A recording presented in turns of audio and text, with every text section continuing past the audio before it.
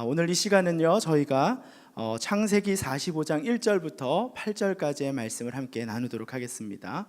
창세기 45장 1절부터 8절까지의 말씀입니다. 네, 화면을 보시고 한 절씩 교독하도록 하겠습니다. 요셉이 시종하는 자들 앞에서 그 정을 억제하지 못하여 소리질러 모든 사람을 자기에게 물러가라 하고 그 형제들에게 자기를 알리니 그때에 그와 함께한 다른 사람이 없었더라. 요셉이 큰 소리로 우니 애굽 사람에게 들리며 바로의 궁중에 들리더라. 요셉이 그 형제들에게 이르되 나는 요셉이라. 내 아버지께서 아직 살아 계시니까? 형들이 그 앞에서 놀라서 대답하지 못하더라. 요셉이 형들에게 이르되 내게로 가까이 오소서. 그들이 가까이 가니 이르되 나는 당신들의 아우 요셉이니 당신들이 애굽의 판자라. 당신들이 나를 이곳에 팔았다고 해서 근심하지 마소서. 한탄하지 마소서. 하나님이 생명을 구원하시려고 나를 당신들보다 먼저 보내셨나이다. 이 땅에 2년 동안 흉년이 들었으나 아직 5년은 밭갈이도 못하고 추수도 못할지라. 하나님이 큰 구원으로 당신들의 생명을 보존하고 당신들의 후손을 세상에 두시려고 나를 당신들보다 먼저 보내셨나니 그런즉 나를 이리로 보낸 이는 당신들이 아니요 하나님이시라. 하나님이 나를 바로에게 아버지로 삼으시고 그 온 집의 주로 삼으시며 애굽 온 땅의 통치자로 삼으셨나이다. 아멘.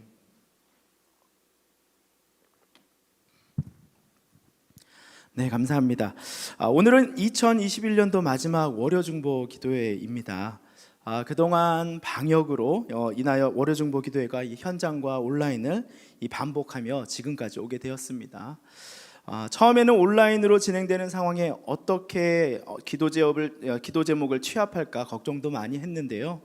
이제는 여러분들이 어느 곳에 있든지 기도 제목을 보내주시고 또 함께 월요중보 대원들과 기도할 수 있다는 것이 참으로 얼마나 감사한 일인지를 다시금 깨닫게 됩니다.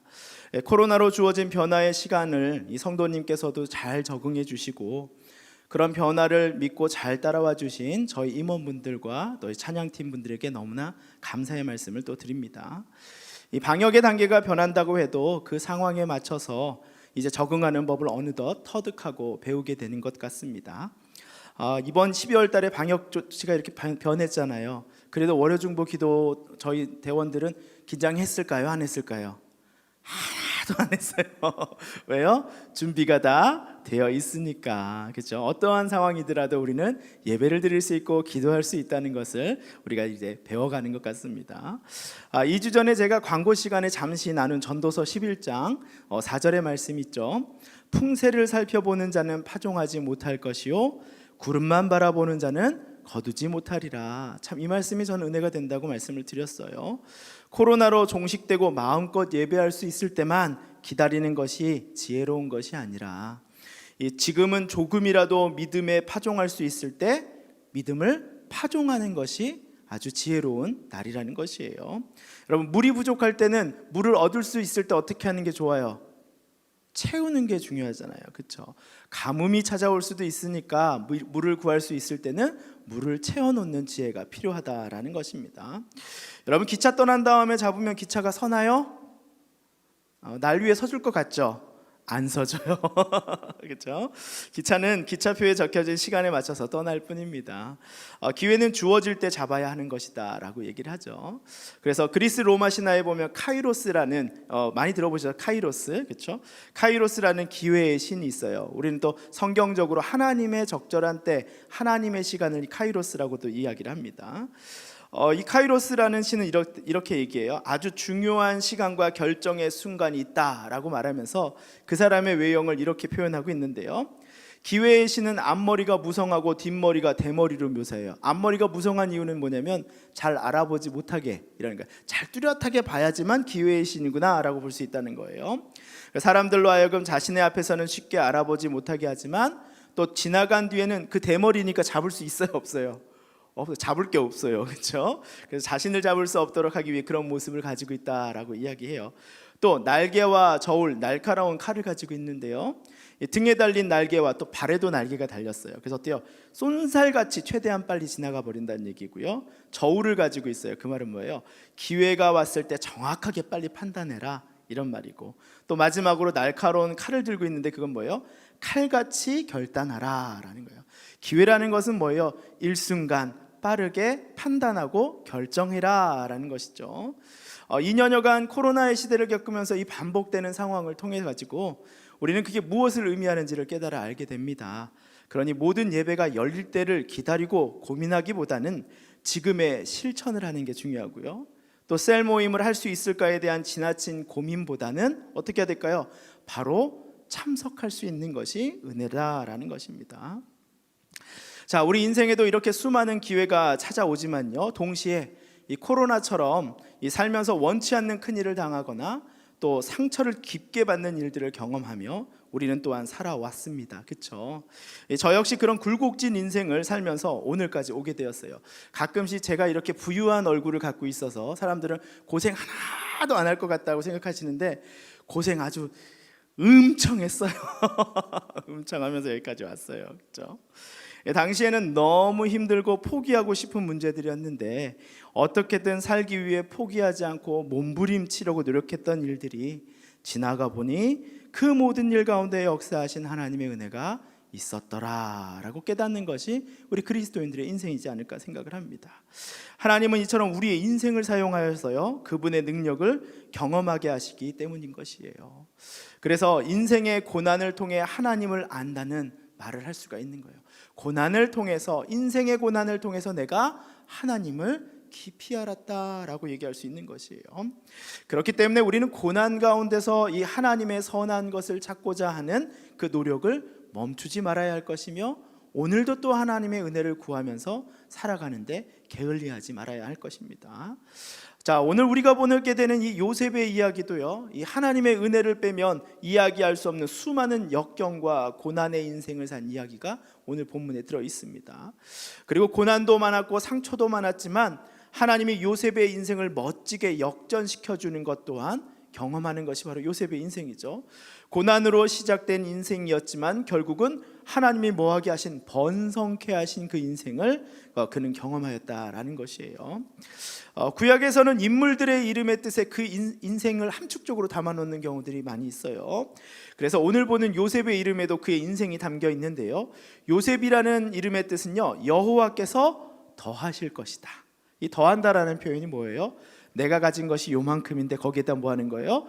더해서 부어주신다, 이런 의미예요. 하나님께서 더해 주시겠다, 이런 의미고요. 또 여호와여 번성케 하소서, 뭐 하는 거예요?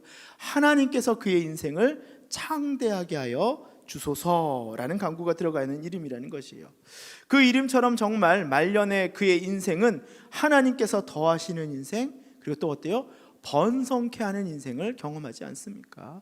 이집트의 총리로서 모든 권세를 소유하고 있는 자가 되었다라는 것이에요. 그렇기 때문에 우리는 요셉의 이야기에서 그의 꿈에 대한 이야기를 많이 이야기하는 것보다 어쩌면 우리는요, 꿈 때문에 그가 총리가 되었다가 아니라 그가 수많은 역경과 고난 가운데 하나님을 경험하며 결국은 그의 인생을 창대케 하신 그 하나님의 계획을 중심으로 보는 것이 훨씬 더 중요하다라고 저는 생각을 합니다. 그래서 우리가 더 주목해서 봐야 할 것은 바로 한 사람의 인생이 어떻게 하나님의 은혜로 자신과 가족의 묵혔던 상처가 회복되며, 그리고 더 나아가서 어때요? 흉년의 때 하나님이 그 백성을 향한 이 구원의 언약을 어떻게 이루셨는지에 대해서 보는 것이 중요하다라는 것이에요. 가끔씩 부모님들은 그래요. 너 요셉 것처럼 꿈을 꿔야지, 이런 얘기 하시잖아요. 여러분, 요셉이 꿈을 잘 꿔서 총리가 된 게 아니고요, 그렇죠? 요셉은 어떠한 환경과 조건 속에서도 누구에게 충성했어요? 하나님에게 충성하였기 때문에 하나님이 그 믿음을 보시고 그 믿음을 달아보시고 그에게 총리를 맡겨도 하나님 앞에 온전히 설 것을 아시고 그에게 그 일을 맡기셨던 것이죠. 그렇죠? 그러니까 우리는 자녀에게 얘기할 때 꿈을 꿔라가 얘기하는 게 아니라 작은 일에도 하나님에게 순종하는 법을 배워라. 작은 일에도 하나님 앞에 어떻게 영광을 돌릴 것인지를 배워라. 그리하면 하나님이 너를 귀하게 사용하실 것이다 라고 이야기해 주는 것이 전 맞다고 생각을 합니다. 자, 그렇다면 우리가 그렇기 때문에 요셉의 이야기를 이렇게 함부로 이렇게 꿈이라는 것으로 해석하는 것은 좀 조심해야 될 필요가 있다는 것이에요. 바로 그가 살아온 인생 가운데 겪은 고난과 시련, 또 그리고 용서와 회복의 이야기를 통해서 먼저는 그가 자신이 구원을 받았죠. 그가 속해 있는 모든 고난과 역경 속에서 고난과 역경 속에서 구원받는 은혜를 경험했어요. 또 두 번째는 뭐예요? 이스라엘을 구원하시는 하나님의 이야기를 볼 수가 있어요. 요셉 한 사람으로 인하여 흉년의 때에 그 백성이 끊어지지 아니하고 이스라엘의 지파가 끊어지지 아니하고 하나님의 긍휼로 살아날 수 있는 이야기를 볼 수 있었다라는 것이죠. 자, 성경은 요셉의 이야기뿐만이 아니라 또 요셉의 이름뿐만이 아니라 이런 요셉의 파란만장한 인생의 이야기를요, 자녀의 이름 가운데도 좀 생겨났다고 이야기합니다. 요셉의 두 자녀의 이름이 여러분 있어요. 뭔지 아세요? 네, 그거예요, 목사님. 네, 그렇죠. 마음속으로 다 생각하신 거 알아요, 그렇죠? 다만 입이 지금 무거워가지고 안 나오신 거잖아요, 그렇죠? 므낫세와 에브라임이죠, 그렇죠? 자, 첫 번째 아들 므낫세인데요. 므낫세의 뜻은 잊어버리게 하다 이런 뜻이에요. 잊어버리게 하다. 무엇을 잊어버렸을까요? 아마 고향도 잊어버리게 되었을 것이고 형제도 잊어버리게 되었을 것이고 어쩌면 그의 상처도 잊어버리게 되었을 것이다 라는 생각을 해보게 돼요. 요셉처럼 불쌍한 인생을 산 사람은 없어요. 사람에게 조금이라도 사랑을 받고 신뢰를 받으면 그 자리에서 어떻게 되는 거예요? 내어 쫓김을 당하잖아요, 그렇죠? 도리어 모든 것을 일순간 빼앗기고 잃게 되는 버림받은 인생을 산 것이 바로 이 요셉의 인생이었단 말이에요. 아버지의 큰 사랑을 받아 채색 옷을 입었더니 뭐예요? 그는 죽음의 위협에 던져지게 되었고 설상가상으로 이방인의 노예에 팔려 보디발 장수의 집에 거하지 않게 됩니까? 근데 그 집에서 너무나 참 잘해가지고 주인의 신뢰와 사랑을 받아 최고의 자리, 종 중에서 최고의 자리, 그 집의 모든 것들을 감당하는 자리가 됐었더니 어떻게 됐어요? 이제 좀 주인의 신뢰와 사랑을 받아 좀 편하게 살까 했더니 뭐예요? 모함으로 노예를 넘어가지고 더 비참한 신분 뭐예요? 죄인의 신분으로 가잖아요. 죄인의 신분으로 옥에 갇히는 인생을 살게 되는 것이 바로 요셉의 인생이에요. 고난도 고난이지만 그 인생은 점점 더 뭐한 인생이에요? 비참한 인생, 비참한 인생, 끝없이 비참한 인생을 살아가는 요셉의 인생이라는 것입니다. 요셉은 이렇게 17살의 노예로 팔려와 10년을 노예 생활했고요, 또 감옥에서 무려 1년을 또 보냈어요. 또 술관원과 빵관원의 꿈을 해석해주고 이제 뭔가 좀 인생이 풀릴 것 같다라고 생각했어요. 그러기 말이에요. 제발 나를 잊지 말라고, 나를 잊지 마라. 아닌가? 음정이기 아닌가? 나를 잊지 말아요. 이런 간절한 소망이 있었겠죠. 아, 노숙권사님처럼 안 되네. 예, 어든 나를 잊지 말아요 이렇게 했는데 뭐예요? 그러고도 무려 몇 년이나? 2년이나 감옥에 갇혀 있었다는 것이에요. 희망이 사그라들 정도였겠죠. 정말 오시는 그 사람들 나 잊은 거, 나 기억하고 있는 거 맞나?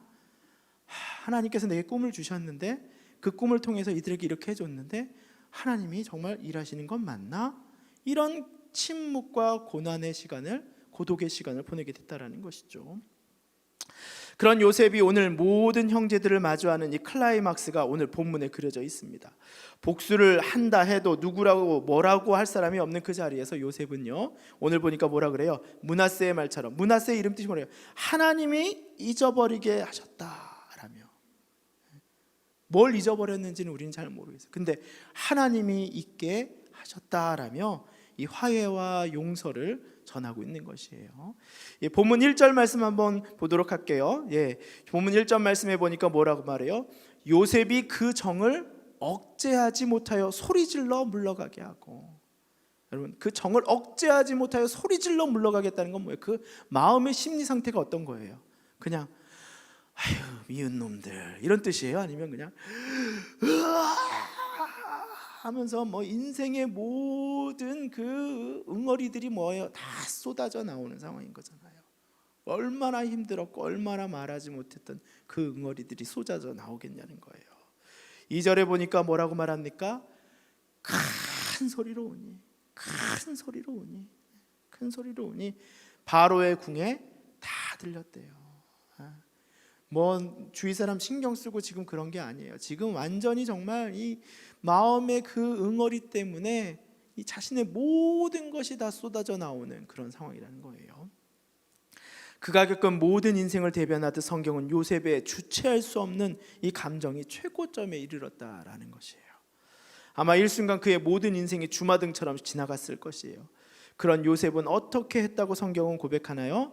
4절 하반부에 나는 당신들의 아우부터 한번 5절까지 한번 말씀을 한번 같이 읽어볼게요. 4절 하반부부터 한번 5절까지 한번 읽어보도록 하겠습니다. 나는 당신들의 아우 요셉이니 당신들이 애굽의 판자라. 당신들이 나를 이곳에 팔았다고 해서 근심하지 마소서, 한탄하지 마소서. 하나님이 생명을 구원하시려고 나를 당신들보다 먼저 보내셨나이다. 여러분, 요셉은 이렇게 이야기하고 있네요. 그 감정이 막 솟구쳐 오르는 그때 이 죽일 놈들아 라고 말하면서 자신의 분노와 화를 뭐예요? 그 형제들한테 쏟아놓는 것이 아니라 바로의 궁이 다 들릴 정도로 욕을 섞어가면서 막 이 주리를 틀 놈들 하고 한 것이 아니라 뭐래요? 그때 그 마음의 중심을 누구를 잡았어요? 다시 하나님을 바라보며 뭐라고 해요? 나는 당신들이 애굽의 판자이지만 난 모든 걸 다 기억하고 있지만, 그러나 요셉은 더 이상 그것이 자신의 상처와 두려움과 아픔이 되지 않는다라는 것을 이해하고 하나님 앞에 그 두려움을 내어놓고 이제 뭐 하는 거예요? 나에게 한 일로 근심하지 말고 한탄하지 마라. 화해와 용서를 먼저 베풀 수 있게 된 것이잖아요. 여러분, 용서할 수 있는 사람은 어떤 사람일까요? 그 마음 가운데 먼저 그것이 뭐가 되지 않는 사람이에요. 치유된 사람인 거잖아요. 더 이상 상처로 남아있지 않는 사람이 먼저 뭘 말할 수 있어요? 용서를 이야기할 수 있어요. 그 용서 한마디가 마지막 방점인 거잖아요. 남은 상처의 찌끄레기 하나, 그게 뭐예요? 내가 나의 원수에게 먼저 용서를 얘기할 수 있는 것이잖아요. 하나님이 여러분을 만나 주셨을 때 여러분의 모든 상처와 찌끄러기를 하나님께서 위로하셨어요, 안 하셨어요? 위로하셨어요, 안 하셨어요? 위로해 주셨는데 아직 조금 남은 것 같아요? 하나님이 나를 먼저 사랑해 주셨으니 내가 그 사랑으로 누군가를 뭐야, 그 사람한테 용서 받아도 그만, 안 받아도 그만인 거잖아요. 하나님이 내 마음 다 이미 위로해 주셨는데, 하나님이 내 상처 이미 위로해 주셨는데 내가 꼭 그 사람한테 엉겨 붙어가지고 용서받아야 되고 내가 그 사람은 상처 준 것 때문에 나도 똑같이 할 거야 이렇게 해야 돼요? 그게 아니잖아요. 내가 먼저 용서와 화해를 던질 수 있는 것이죠. 그게 바로 그리스도인의 마음인 거죠. 그들에게 책임을 묻지 않겠다라는 말이에요. 그가 이렇게 할 수 있었던 것은 자신의 인생이 자신의 것이라고 생각하지 않았기 때문인 거죠. 그 인생을 통해서 배웠습니다. 하나님이 그의 인생의 주인이셨기 때문에 어떠한 일이 있어도 그것은 하나님의 계획과 은혜 가운데 있다라고 그는 철저하게 믿었던 그 믿음의 확신이 그 요셉 가운데 있었다라는 것이에요. 여러분, 끊고 살려내는 자의 인생은 바로 그런 것이에요. 내가 이해할 수 없는 삶의 어려움과 가정의 어려움을 겪을 수도 있습니다. 또 육신의 어려움 가운데 있을 수도 있어요.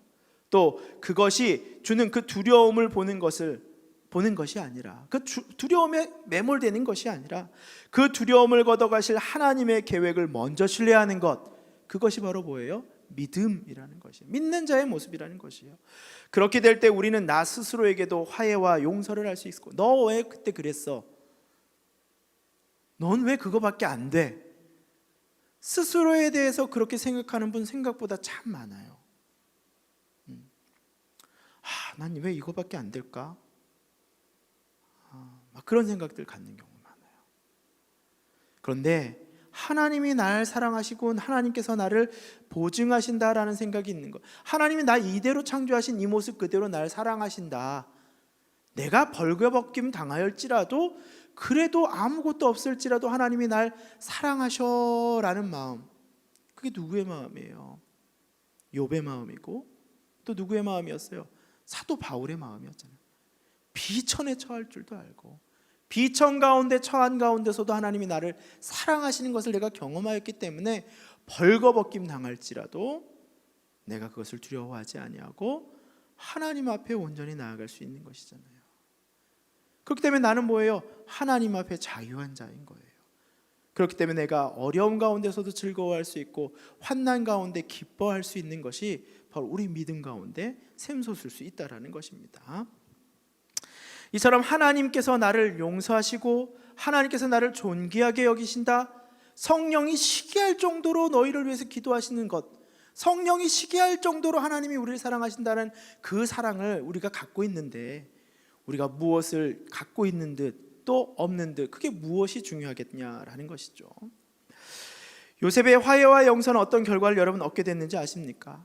요셉은 그냥 끊고 이 저주 같은 증오의 연결고리를 끊어버린 것밖에 없어요. 그런데 어떻게 했어요? 아브라함을 통해서 하늘의 별과 같은 자손을 주시겠다는 그 약속이 이삭과 이스마엘을 통해서 나누어졌고요, 또 야곱과 또 뭐예요? 에서를 통해서 막 나눠졌잖아요. 그런데 하나님이 뭐예요? 이 요셉의 용서를 통해서 결국 12지파를 회복시키시고, 그 회복된 12지파를 통해서 뭐예요? 결국은 이스라엘이라고 말씀하셨단 말이에요. 하나님이 약속하신 그 약속이 결국 요셉의 후대 때에 이루어지게 됐다라는 것입니다. 참 우리 가운데 끊어내는 것이 참 어려울 때가 참 많아요. 물론 이제 저의 가정사에 대해서 좀 아시는 분들은 아시겠지만, 저희 아버지는 알코올 중독자셨습니다. 어머니가 도저히 키울 수가 없어서 5살 때 이혼을 결심하셨어요. 어머니 혼자서 열심히 키우셨다는 거예요. 그러니까 저는 아버지가 그렇게 좋아 보이지 않았어요. 맨날 어머니 힘들게 했고, 어머니가 힘들게 막 일하시면서 저랑 여동생을 키우시는 모습을 볼 때 아버지가 그렇게 미운 거예요. 우리 집안 이렇게 깽판된 게 다 우리 아버지 탓인 것 같은 거예요. 그래가지고 제가 예수님 믿을 때 정말 그 아버지를 용서한다라는 게 마음처럼 안 되는 거예요. 기도하면서도 하나님 우리 아버지를, 예수님은 용서하라고 하는데 용서가 안 되는 거예요. 근데 제가 용서할 용기를 얻었어요. 누굴 보고요? 김인중 원로 목사님 보고. 저분도 용서하셨는데 내가 뭐라고 용서 못하나 라고 하면서 우리 아버지를 용서하겠습니다 라고 펑펑 울면서 제가 그렇게 기도했던 적이 기억이 납니다. 그런데요, 용서를 하고 나서 나는 용서했다고 생각했거든요. 근데 커서 보니까 우리 아버지의 인생을 좀 더 봤어. 전에 말씀드렸지만 할아버지가 결혼을 3번 하셨어요.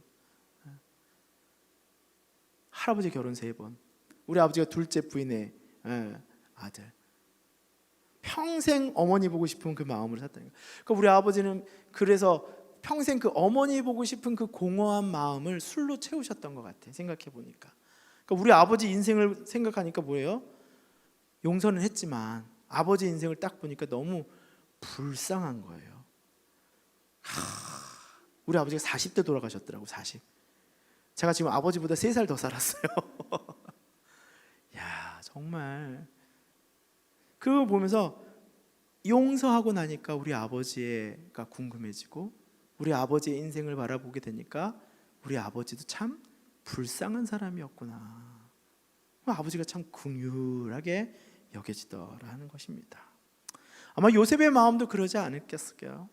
자기 형제들이 지금 먹을 것이 없어가지고 이스라엘에 와가지고 거지가 행색이 어땠을 거예요? 남루했겠죠. 이집트는 당시 가장 휘황찬란하고 삐까뻔쩍한 나라였기 때문에 옷 입는 거 하나만으로도 여러분 이 이집트 사람과 아닌 사람이 확 시원하게 구분이 됐을 거예요.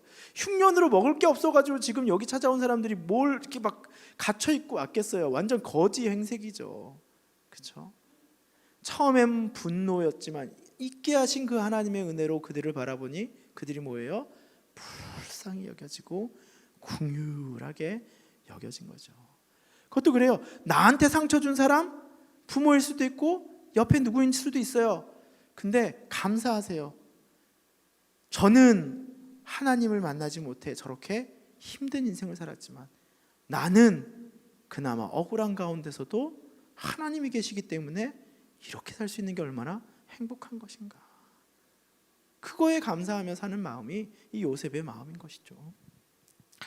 두 번째로 에브라임이죠. 죄송합니다. 두 번째 자녀인 에브라임 통해서도 우린 요셉이 가진 그 믿음의 태도를 볼 수 있는데요. 에브라임의 뜻은요, 열매가 풍성하다 이런 뜻이에요. 므낫세가 뭐라고요? 하나님께서 있게 하셨다. 에브라임은 뭐라고요? 하나님께서 열매를 풍성케 하셨다라는 뜻이라고 했어요. 요셉은 자신이 겪은 수많은 고난과 상처를 잊어버리고 이제는 하나님이 부어주신 그 풍성한 은혜를 경험하였다라고 이야기해요. 그래서 본문 7절과 8절을 저희가 같이 한번 읽어보도록 하겠습니다. 본문 7절과 8절입니다. 자막 띄워주시면 함께 읽도록 할게요. 하나님이 큰 구원으로 당신들의 생명을 보존하고 당신들의 후손을 세상에 두시려고 나를 당신들보다 먼저 보내셨나니 그런즉 나를 이리로 보낸 이는 당신들이 아니요 하나님이시라. 하나님이 나를 바로에게 아버지로 삼으시고 그 온 집의 주로 삼으시며 애굽 온 땅의 통치자로 삼으셨나이다. 아멘. 여러분, 요셉이 본문에서 강조하고 있는 것, 그 강조하면서 말하고 있는 것이 뭐예요? 나를 이곳에 보낸 이는 누구가 아니라 당신들이 아니라, 내가 지금 여기 와 있는 거에 대한 그 억울함을 누구에게 찾지 않겠다는 거예요? 형제들에게 찾지 않겠다는 거예요. 당신들이 아니라 누가 나를 여기 보내셨어요? 하나님이 나를 보내셨다. 하나님을 온전히 순종하고 믿는 자들의 자세가 뭐예요? 어느 곳에 어디에 있던지. 다시 뭐라고요? 어느 곳에 어디에 있던지 하나님이 나를 보내셨다. 이것이 우리 믿음이잖아요. 하나님이 우리의 인생의 시간과 환경과 조건과 모든 것을 통치하세요. 그렇죠? 그렇다면 내가 있는 그곳이 뭐예요? 하나님의 계획이고, 그곳 가운데 하나님의 일하심을 구할 때 그곳은 뭐예요? 하나님의 역사하는 현장이 되는 것이에요. 특별히 믿지 않는 남편을 두고 있는 가정들이 있어요. 그 가정들이 얼마나 눈물로 기도하면서 그 아픔을 또 갖겠습니까? 그런데 하나님이 이 가정을 내게 허락하신 것이니 내가 이 가정을 품겠습니다. 이 믿지 않는 영혼을 위해 내가 기도하겠습니다 라는 그 기도를 내가 선포하는 순간 그곳은 뭐예요? 하나님이 일하시는 현장이 될 수 있는 거잖아요. 그렇죠? 우리의 계획은 누구도 몰라요. 누구도 몰라. 제가 예전에 그 얘기 한번 했었나요? 평생 핍박하던 남편을 둔 아내의 이야기 했었나요? 했었나요? 기억 안 나셔요? 오늘이 그때인가 봐요. 제가 교구사역을 하는데 갑자기 연락이 왔어요. 장결자예요. 근데 이분이 10년을 넘게 교회를 안 다니셨어요. 근데 예전에 새신자 팀에서 막 주도적인 역할을 했을 정도로 모든 분이 다 아는 분인데 10년 동안 갑자기 교회에서 싹 사라진 거예요. 네, 그분을 찾아갔더니 남편이 지금 간암 말기인데 지금 선망 증상도 오고 지금 정신이 제정신이 아닌데 예수님 한번 전했으면 좋겠다는 거예요. 근데 자기가 사실은 교회 생활 열심히 했는데 남편이 핍박이 너무 심해가지고 10년 전에 교회를 떠났다는 거예요. 잘 생각했대요. 하나님도 저 사람은 사랑하지 않을 거라고. 너무 핍박하니까 하나님 저 사람 사랑하지 않을 거라고. 그래도 예수님 믿게라도 해드리고 싶어, 복음이라도 전하고 싶어서 한번 와달라. 자, 그러고 갔어요. 순천향대학교 병원 갔어요. 그때 올라갔더니 갑자기 그래요. 남편이 지금 며칠 전부터 계속 정신이 없대요. 계속 잠만 자고 깨어나도 선망 증상으로 아무 말도 안 한다는, 뭐 이상한 얘기만 한다는 거예요. 자기랑도 대화가 안 된다는 거예요. 목사님 죄송한데 안 된 것 같아요. 안 될 것 같아요. 그러는 거예요. 제가 그래도 또 여기 왔으니까 한번 했으면 좋겠다 그랬더니 또 딸이 봐가 아버지 편하게 가게 해드리지 왜 뭐 힘들게 하냐고 그러는 거예요. 첫째 딸은 안 믿고 둘째 딸은 우리 대학부예요. 근데 둘째 딸은 어쨌든 거기 있었어. 제가 갔어요. 그래도 전하겠다. 근데 네, 일어나세요. 그랬더니 정말 기적같이 일어나셔. 그랬더니 저 안산동산교회 김영순 목사예요. 그랬더니 네, 목사님 그러는 거예요. 아내분이 기절할 듯이 놀라는 거야. 며칠 동안 계속 제대로 된 대화가 될 수가 없었거든요. 제가 예수님 복음 전하러 왔어요. 그랬더니 네, 제가 이제 예수님 복음 전할 거예요. 들으시겠어요? 네, 감사합니다. 이러는 거예요. 제가 복음 막 전했어요. 그러나서 예수님 이름으로 기도드렸습니다. 아멘, 아멘. 예수님 이제 믿으시겠죠? 아멘. 또 기도 하나 뭐 해드릴까요? 나 너무 아파요. 너무 아파서 잠이 안 와요. 너무 아파요. 막 그러는 거예요. 안 아프게 기도 좀 해주세요. 그러는 거예요. 제가 네, 기도해 드릴게요. 그리고 막 기도했더니 기도 딱 끝나고 나니까 평안히 주무시는 거예요. 옆에 지금 아내분은 눈물바다에 난리가 났어요. 난리 났어. 눈물 멈추잖아요. 그러면서 막 눈물을 흘리면서 막 뭐라 하냐면 화도 내시는 거예요. 난 도대체 이해할 수 없다는 거예요. 평생 자기를 그렇게 교회 못 가게 핍박했던 저 남자가 예수님을 영접하는 게 기쁘기도 하지만 난 너무 이해할 수 없다는 거예요. 그래서 제가 그분한테 그 얘기를 했어요. 하나님의 계획을 나도 모른다. 하나님이 저 사람을 얼마나 사랑하셨는지 죽기 전에 부르셨다라는 거는 하나님의 사랑이 크다는 거다. 그랬더니 더 눈물을 펑펑펑 흘리시는 거예요. 자기는 평생 자기 남편 예수 안 믿을 거라고 생각했다는 거예요. 그래서 두 번째 또 갔어요. 한 1, 2주 지나고 나서 갔더니 또 그러는 거예요. 남편 또 정신 없대요. 근데 또 가서 제가 들었어요. 안녕하세요. 그랬더니 또 이러는데 목사님. 아내가 기절초풍할 노릇이에요. 자기 있을 때는 맨날 선망증상으로 막 이랬거든요. 막 또 얘기하고 복음 전하고 그랬어요. 그 대학부 딸이 옆에 있었더니 믿지를 못하는 거예요. 자기도 옆에서 봤거든요. 너무 감사하다고. 그분 소천하시고 제가 전에 교구 섬겼던 이 교구에서 전혀 한 번도 만난 적 없는 분이지만 집내로 다 천국까지 저희가 장례를 치렀던 기억이 있습니다. 하나님의 사랑은 나의 생각과 계획을 뛰어넘으신다라는 걸 믿으세요. 내게 주신 이 가정에 대해서 맨날 불만과 투정만 내놓을 것이 아니라 하나님, 이런 이그러지고 엉망인 가정 가운데서도 하나님의 놀라운 일을 일으켜 주시옵소서라고 선포하는 순간 거긴 누구 땅? 하나님 땅 되는 거예요. 하나님 땅 되는 거예요. 뭔 얘기인지 아시겠어요? 우리 가정이 마귀의 이야기에 휘둘리게 두지 마시고 하나님의 땅으로 선포하시라는 얘기예요. 결국은 때가 되면 하나님이 이루십니다. 아멘. 아멘. 하나님이 나를 그 고난과 역경 가운데 보내셨음을 내가 안다라는 거예요. 지나보니 내가 그 고난과 역경을 이겨낼 것을 아시고 나를 먼저 보내셨다라고 고백하는 거예요. 형제들 중에 많은 사람이 있지만 그 중에 나를 선택하여 보내신 것은 내가 이 노예가 되고 죄인이 되고 감옥에 갇히고 이 모든 고난을 견딜 만한 사람이니 나를 거기에 먼저 보내셨구나라고 이해하게 됐다라는 것이에요. 모든 인생의 길은 하나님의 구원의 계획 안에 있음을 자신은 확신한다라는 것을 고백한 것입니다. 그것이 바로 요셉의 고백인 거예요. 요셉은 하나님에게 그 눈이 집중되었기 때문에 자신의 인생을 하나님의 눈으로 볼 수 있었던 것이죠. 그래서 그는 자신이 얼마나 비참한 삶을 살았는지에 얽매이지 않았으며 그리고 흉년의 문제도 두려워하지 않을 수 있었습니다. 그가 온전히 하나님을 바라보며 깨달은 것은 자신의 모든 인생을 사용하여 하나님께서 나만이 아니라 나의 가족과 이스라엘을 구원하시던 그 하나님의 계획과 소명을 볼 수 있었던 것이에요. 내가 고난받았던 건 사실입니다. 그러나 하나님이 큰 구원으로 당신들 구원하시려고 날 보내신 거 내가 봤으니 난 그 하나님의 눈에 순종하며 당신들을 용서합니다 라고 요셉이 이야기할 수 있었다라는 것이에요. 나는 그것을 믿고 있습니다. 내 삶이 이렇게 엉망인 것 같고 내 가정이 엉망인 것 같고 내가 처한 상황이 다 고난 가운데 쌓여 있는 것 같을지라도 그럼에도 불구하고 하나님이 지금 나를 통치하고 계시며 이 상황을 통치하고 계시며 하나님이 나를 이곳 가운데서 구원하실 것입니다라는 그 믿음이 흔들리지 않았다라는 것이에요.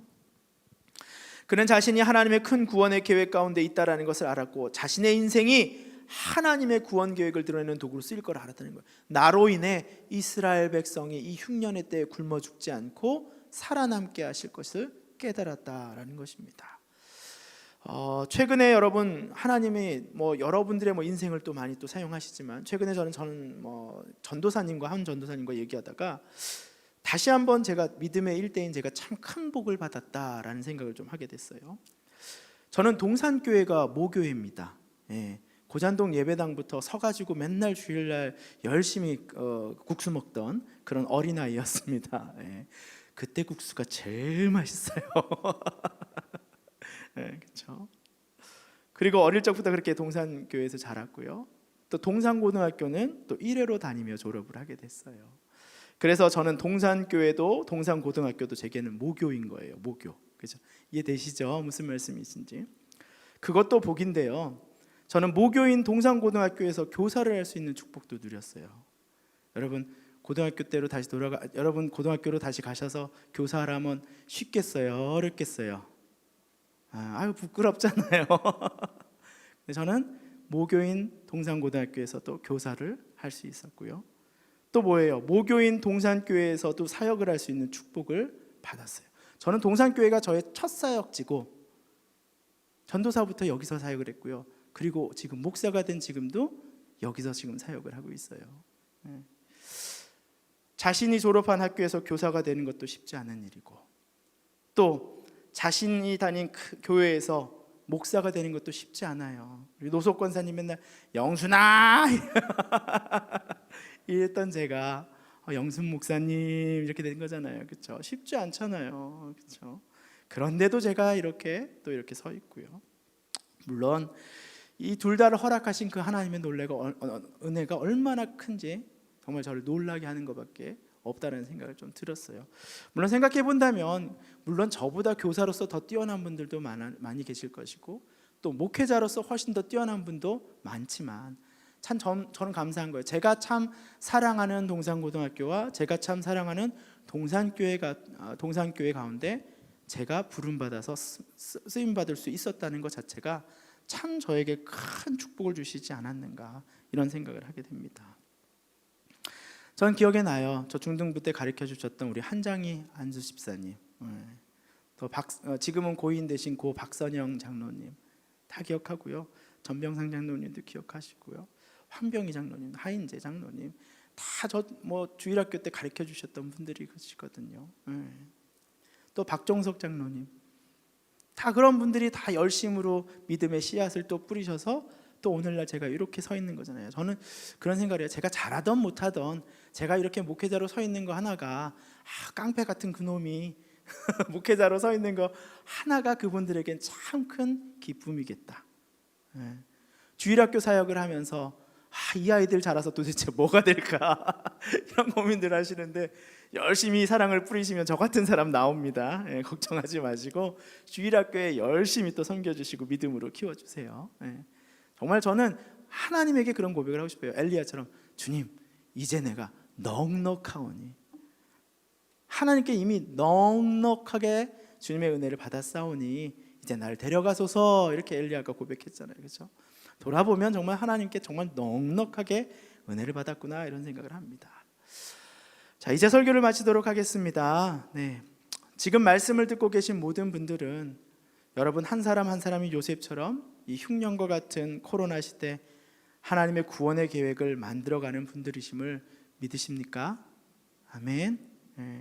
어떠한 환경과 조건 속에서도 하나님이 여러분을 부르신 것에는 후회하심이 없으십니다.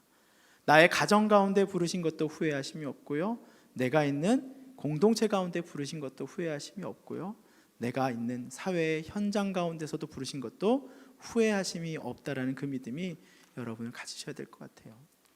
여러분을 통해 여러분의 가정과 사회가 하나님을 경험하게 된다라는 것, 내가 기도하는 순간 그 믿는 자 한 사람을 통해서 그 가정이 뭐가 되는 거예요? 하나님 땅이 된다라는 걸 여러분 믿고 의지하며 나아가길 바랍니다. 하나님이 우리를 지금 그리스도인을 부르신 것은요, 우리가 요셉과 같이 이 시대에 하나님의 구원의 계획을 이뤄낼 자로 여기셨기 때문에 이 모든 고난과 역경 가운데 이겨낼 자로 나를 선택하신 거예요. 쟤는 견딜 수 있어, 쟤는 할 수 있어.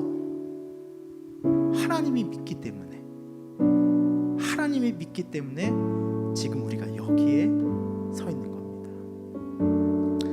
하나님이 이 위기 가운데 나를 부르신 것도 하나님이 나와 내 가족과 내 후손을 구원하시기 위해 먼저 보내신 것이라.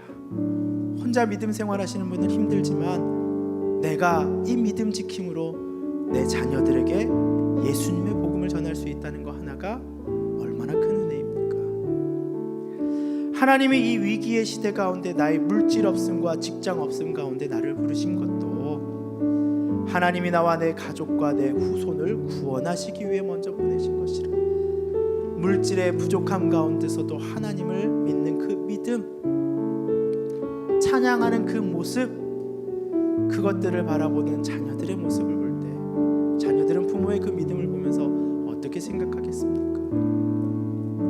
육신의 아픔으로 고난받는 상황에도 하나님은 나와 내 가족과 후손을 구원하기 위해 먼저 보내신 것이라.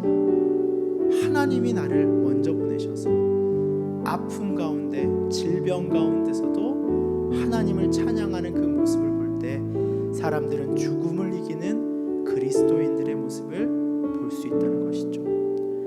사람과 다투며 억울함에 넘치는 상황 가운데 내가 이길 수도 있고요, 내가 더 말싸움할 수 있고요, 논리적으로도 반박할 수 있음에도 불구하고 뭐예요? 지는 거예요. 앉는 거예요. 저는 이기려 하나 나는 져주는 거죠.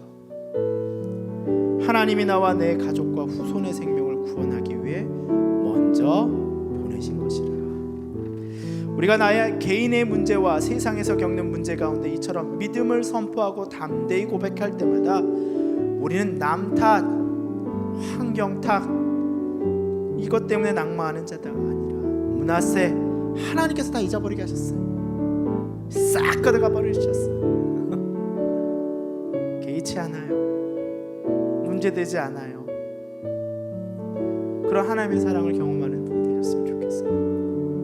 더 나아가 요셉에 부으셨던 것처럼 삶에 막혔던 문제들이 기도함으로 풀리는 것들을 경험하며 에브라임, 하나님이 이렇게 풍성케 하셨습니다, 번성케 하셨습니다라고 고백하는 그 약속을 경험하는 여러분이 되기를 바랍니다.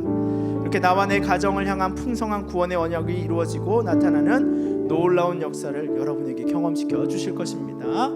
저처럼 휴지통에 버려진 쓰레기 같은 저의 과거의 인생을 잊어버리게 하시고 인생을 통해 놀라게 하신 그 하나님의 은혜가 여러분에게도 동일하게 흘러넘치기를 소망합니다. 아멘. 그러한 믿음과 결단으로 이 시대를 담대하게 이겨내고 끊고 살려내는 자, 나와 내 가정과 사회 가운데 구원의 통로로 사용되는 여러분의 인생이 되기를 축복합니다.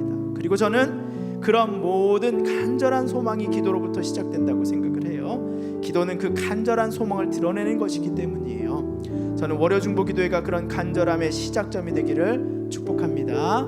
아멘. 자, 오늘은 2021년도를 마무리하면서요, 좀 축복의 시간을 좀 갖고자 해요. 힘겹게 가족을 위해서, 또 육신의 질병을 위해서 기도하는 분들, 또 영혼의 구원을 위해서 기도하는 분들이 여기에 많이 계실 거라 생각을 합니다.